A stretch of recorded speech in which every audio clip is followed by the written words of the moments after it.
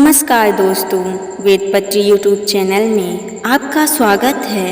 अच्छे लोग दुखी क्यों रहते हैं? दोस्तों, आपने अक्सर देखा होगा कि जो अच्छे लोग होते हैं वह दुखी होते हैं, उनका जीवन दुखों से भरा होता है। लेकिन वहीं पर जो पापी लोग होते हैं वह सुखी रहते हैं। इसके दो कारण हैं जो हम आपको इस वीडियो के माध्यम से बताएंगे, तो वीडियो के अंत तक अपना बहुमूल्य साथ बनाए रखें। चलिए अब वीडियो को शुरू करते हैं। सबसे पहले बात करते हैं कि अच्छे लोग दुखी क्यों देखे जाते हैं। तो हम एक कहानी से आपको बताते हैं कि ऐसा क्यों होता है। बहुत पुरानी बात है। गंगकोट नाम का एक राज्य था, जहाँ पर चंद्रवती नाम की एक महिला अपनी 3 छोटी छोटी बेटियों के साथ रहती थी। वह महिला विधवा थी। वह अकेले ही काम करने जाती और अपनी बेटियों का लालन पालन करती, लेकिन अकेले होने के कारण समाज के लोग उसे खूब ताने मारते। वह समाज के तानों को सुन सुन के परेशान हो गई थी। एक दिन वह बीमार हो गई। अब उसके हाथ पैर काम करने बंद हो गए। उसे और ज्यादा चिंता होने लगी कि मेरी बच्चियों का अब कौन सहारा बनेगा, मेरी बच्चियों का अब क्या होगा। बहुत सारी चिंताएं थी जो उसे परेशान कर रही थी, और यही सोच सोचकर वह और भी ज्यादा बीमार पड़ गई। 2-3 दिनों बाद उसके प्राण उसके शरीर से निकल गए। जब यमराज का दूत उस स्त्री के प्राण को लेने के लिए आया तो उसने देखा कि वह स्त्री धरती पर पड़ी है। उसकी 3 बेटियां उसके ऊपर सिर को रखे हुए हैं। सबसे छोटी बच्ची अपनी माँ के स्तनों से लगी हुई है। यह सब देखकर देवदूत का हृदय पसीज गया। उनको दया आ गई और उन्होंने सोचा कि इन बच्चियों के पिता की मृत्यु तो पहले ही हो गई है। अगर इनकी माँ की भी मृत्यु हो जाएगी तो यह बेचारी बच्चियां किसके सहारे अपना जीवन बिताएंगी? कौन इनकी देखरेख करेगा? कौन इनका लालन पालन करेगा? अब वह देवदूत इस स्त्री के प्राणों को लिए बिना ही वापस लौट गया। जब वह धर्मराज के पास गया तो उन्होंने देवदूत से प्रश्न किया कि क्या हुआ, तुम खाली हाथ क्यों आए हो? तुम जिस काम के लिए धरती लोक में गए थे उसे तुमने पूरा क्यों नहीं किया? तब देवदूत ने कहा कि मेरी जगह पर शायद आप भी होते तो आप भी यही करते, आप भी खाली हाथ वापस लौट आते। मैं उस स्त्री की बच्चियों का दुख नहीं देख पाया तो शायद आप भी नहीं देख पाते। जब मैं उस स्त्री के प्राण को लेने गया तो मैंने देखा कि उस स्त्री की जो पुत्रियां हैं उसके ऊपर पड़ी थी, वह रो रही थी। उनका उस स्त्री के अलावा कोई भी नहीं है, और मैं इस स्थिति में भला कैसे उस स्त्री के प्राणों को ले आ सकता था। तब देवदूत ने कहा कि मुझे माफ करें, मैं उस स्त्री के प्राण को नहीं ला पाया। पृथ्वी लोक के मानव इतने स्वार्थी हैं कि बिना स्वार्थ के वे किसी की भी मदद नहीं करेंगे। अगर कोई व्यक्ति किसी की मदद भी करेगा तो वह उसे अपने एहसान के नीचे दबाना चाहेगा। देवदूत निवेदन करते हुए बोला कि मैं चाहता हूँ कि उस स्त्री को थोड़ा जीवन और दे दिया जाए, जिस वजह से वह अपनी बच्चियों का लालन पालन कर सके, उन्हें पाल पोस कर बड़ा कर सके। धर्मराज ने देवदूत पर क्रोधित होते हुए कहा, तुम मूर्खता पूर्वक बातें बंद करो। ईश्वर की बनाई गई इस सृष्टि में ना कोई एक भी क्षण घटा सकता है और ना ही कोई एक भी क्षण बढ़ा सकता है। उनकी मर्जी के बगैर ना तो तुम किसी को जीवन दे सकते हो और ना ही समय के पहले उसे मार सकते हो। मुझे कोई हक नहीं है कि विधाता के लेख को मैं बदल सकूं।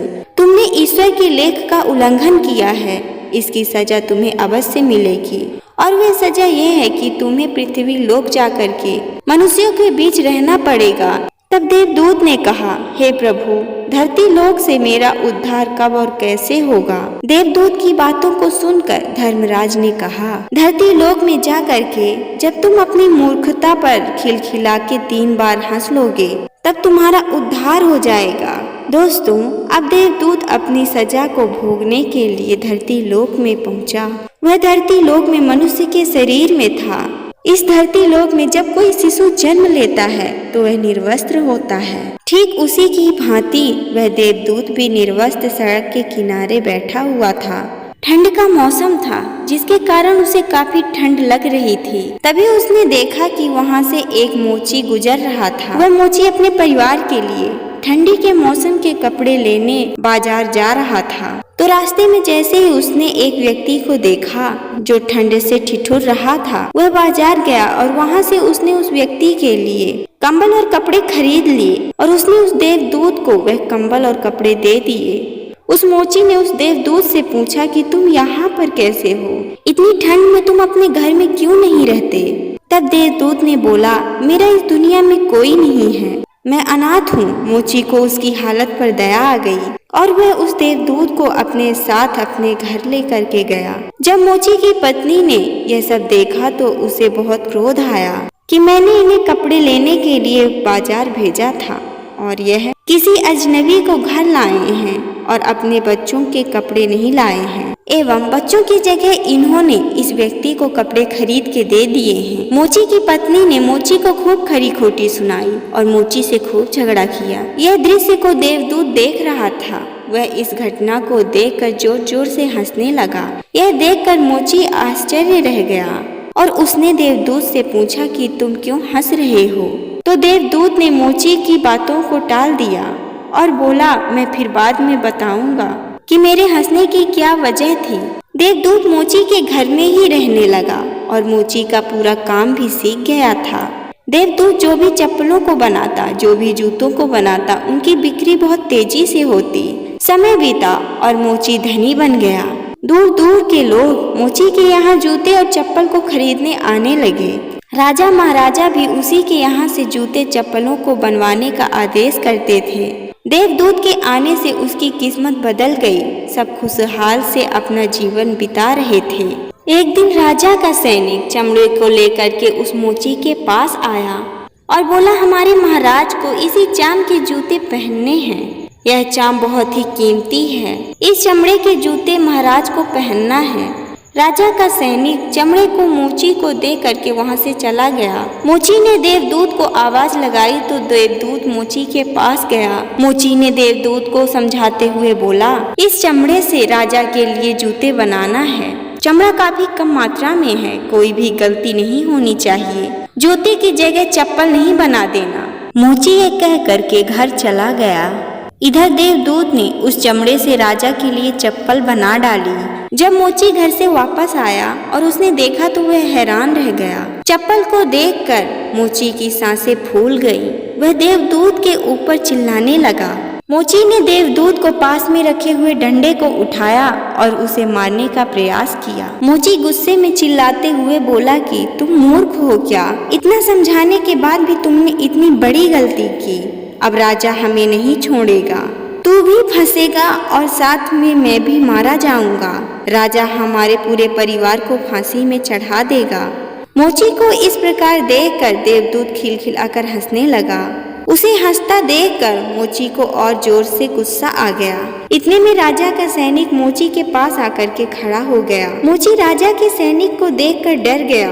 तभी राजा के सैनिक ने बोला, मैं कल तुम्हें चमड़े दे गया था, उसकी चप्पल बना देना, जूते मत बनाना, क्योंकि राजा की मृत्यु हो गई है और राजघराने की यह प्रथा है कि मृत शरीर को जूते नहीं चप्पल पहनाया जाता है और सैया पर लिटाया जाता है। सैनिक की बातों को सुनकर मोची की खुशी का ठिकाना ना रहा। दोस्तों, मोची देवदूत के पैरों को पकड़ के माफी मांगने लगा। तभी देवदूत मोची की इस हरकत को देखकर खिलखिलाकर हंसने लगा। मोची को देवदूत की हंसी का कारण समझ नहीं आ रहा था। कुछ दिन बाद देवदूत मंदिर गया और वहां जाकर के देवदूत ने देखा कि वही 3 लड़कियां जिनकी माँ को ना ले जाने के कारण मैं सजा को भोग रहा हूँ, वह लड़कियां तो अब बड़ी हो गई हैं और काफी सुंदर भी हैं। देवदूत ने देखा कि उनके साथ एक बुढ़िया माँ है।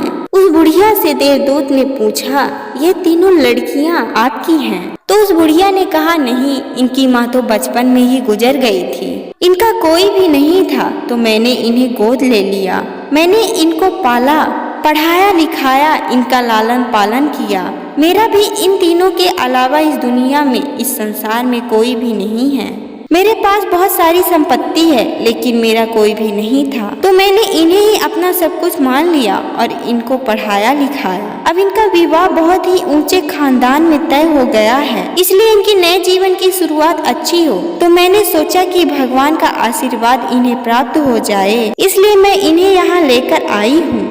तभी वहाँ पर मोची भी आ गया। देखकर मोची को यकीन हो गया था कि ईश्वर जो भी करता है अच्छे के लिए करता है। अगर उस समय इनकी माँ की मृत्यु नहीं होती तो यह उसी गरीबी और भुखमरी में अपना जीवन बिताती और इनका विवाह भी न जाने कैसे घरों में हो जाता और इस बुढ़िया की संपत्ति की मालकिन भी तो यही बनेंगी। देवदूत पहली ही बात को याद करके अपनी मूर्खता पर जोर जोर से हंसने लगा।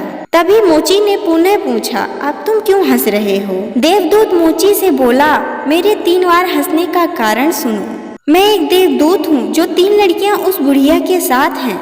जब वह छोटी थी तो उनकी माँ गुजर गई थी। पिता की मृत्यु तो पहले ही हो गई थी। इन तीनों लड़कियों के ऊपर दया करके मैं इनकी माँ के प्राणों को नहीं ले गया, जिस वजह से धर्मराज ने मुझे श्राप दिया और धरती पे श्राप को काटने के लिए भेज दिया। उस दिन तब तुमने मुझे सड़क के किनारे पाया और अपने घर लेकर आए। मेरे घर आने से और तुम्हारे द्वारा अपने बच्चों को कपड़े न खरीदने की वजह से तुम्हारी पत्नी ने तुमसे बहुत झगड़ा किया। तब मैं तुम्हारी पत्नी की मूर्खता को देखकर जोर जोर से हंसने लगा। तुम्हारी पत्नी मेरे आने से क्रोधित थी और मेरे ऊपर खर्च किए गए पैसों के कारण उसका गुस्सा रुक नहीं रहा था। उसने ये तो देखा कि तुमने मेरे ऊपर पैसे खर्च किए हैं, लेकिन वह यह नहीं देख पाई कि मेरे कारण तुम्हें आने वाले समय में कितना लाभ हो सकता है। दूसरी बार मैंने इसलिए हंसा क्योंकि तुमने राजा के जूते की वजह से मुझे मारने के लिए डंडा उठाया, लेकिन तुम ये नहीं जान पाए कि राजा के साथ क्या हो गया है और उन्हें जूतों की नहीं चप्पल की आवश्यकता है। दोस्तों, हमारे साथ जो भी भगवान ने सोच कर रखा है वह हमारे लिए सही ही होगा। अच्छे लोग दुखी इसलिए होते हैं क्योंकि आगे उनके साथ अच्छा होने वाला है। अच्छे लोग भगवान को प्रिय होते हैं। जो भी ईश्वर हमारे साथ करते हैं वह सब हमारी भलाई के लिए करते हैं। दुख आने पर हमें भगवान को कोसना नहीं चाहिए, उन पे सदैव ही विश्वास बना के रखना चाहिए। वे अपने बच्चों के साथ कभी गलत नहीं होने देंगे। दोस्तों, आशा करते हैं कि इस वीडियो के माध्यम से आपने बहुत कुछ सीखा होगा। तो अगर वीडियो अच्छी लगी तो वीडियो को लाइक एवं चैनल को सब्सक्राइब करें और जाते जाते कमेंट बॉक्स में जय श्री राधे कृष्णा हर हर महादेव लिखना ना भूलें। धन्यवाद।